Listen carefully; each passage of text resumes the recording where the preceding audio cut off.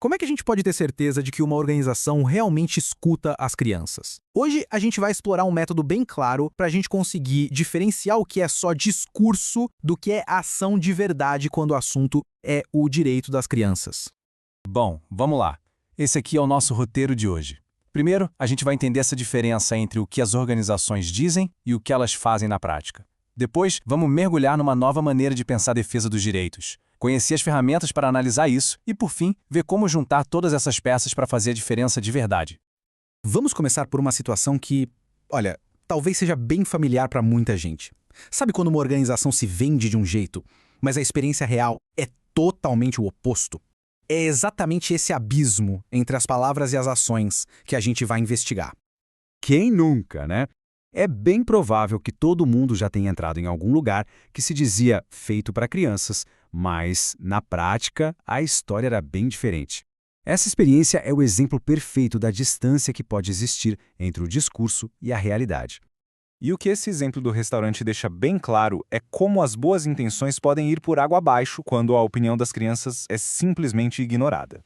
O lugar se promove como ideal para elas, mas na prática, as decisões dos adultos, tipo criar um menu fixo sem opção, acabam passando por cima de qualquer preferência que a criança pudesse ter.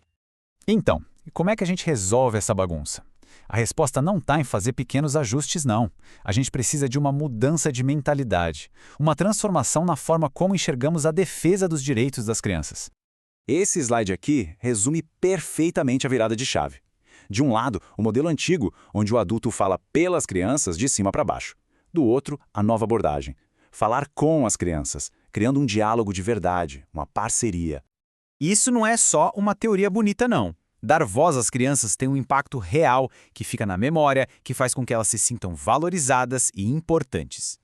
Então, o pulo do gato é esse. A gente muda a perspectiva. A participação deixa de ser a cereja do bolo, algo que vem por último, ela se torna a base, o ingrediente principal para que a proteção e a provisão funcionem de verdade.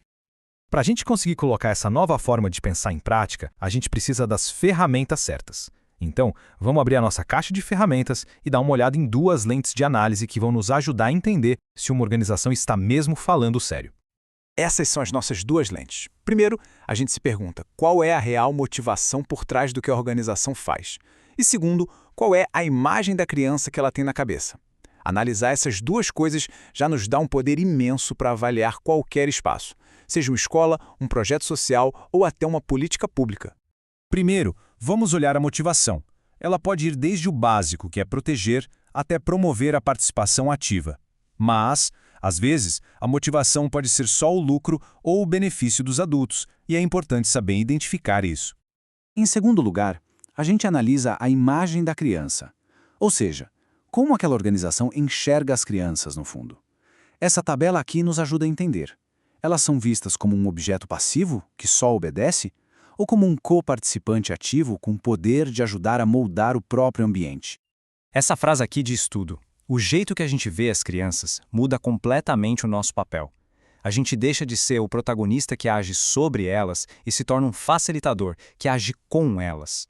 Ok, agora vamos para a parte prática. Tá aqui um guia bem simples, com 3 passos, para a gente analisar qualquer espaço ou organização. Para a gente descobrir a verdade por trás do marketing, precisamos investigar essas 3 áreas. Primeiro, o que a organização diz que faz. Segundo, o que ela de fato faz no dia a dia. E terceiro, como as crianças são representadas de verdade nas decisões. O primeiro passo é olhar a vitrine, os sites, os relatórios, os panfletos, tudo que é público. Essa é a retórica oficial, o discurso que a organização quer que a gente veja. Agora o segundo passo, observar a prática. A pergunta aqui é bem direta. O que acontece no dia a dia bate com o que foi prometido? As crianças estão realmente envolvidas ou o ambiente é todo controlado pelos adultos? E por fim, a gente investiga se a participação das crianças é para valer ou se é só simbólica, sabe? Aquela coisa para inglês ver.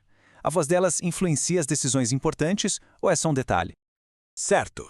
Agora, a gente já tem a teoria e os passos práticos. Vamos juntar tudo isso para entender o nosso objetivo final, que é transformar essa análise em ação de verdade. E o ponto central é este. Isso tudo não é só um exercício intelectual. O objetivo é criar uma mudança real, um lugar onde a voz das crianças não seja apenas ouvida, mas seja valorizada e realmente faça a diferença. Essa ideia é muito poderosa e resume perfeitamente a nova abordagem. Nada sobre nós sem nós. Nada que afete as crianças deve ser decidido sem que elas participem do processo. E para a gente fechar, fica aqui uma reflexão. Pense em uma organização que faz parte do dia a dia. Usando essas ferramentas que a gente viu, qual é o discurso e qual é a realidade? Onde é que existe uma brecha, uma oportunidade para a gente ajudar a amplificar a voz de uma criança e transformar o discurso em prática?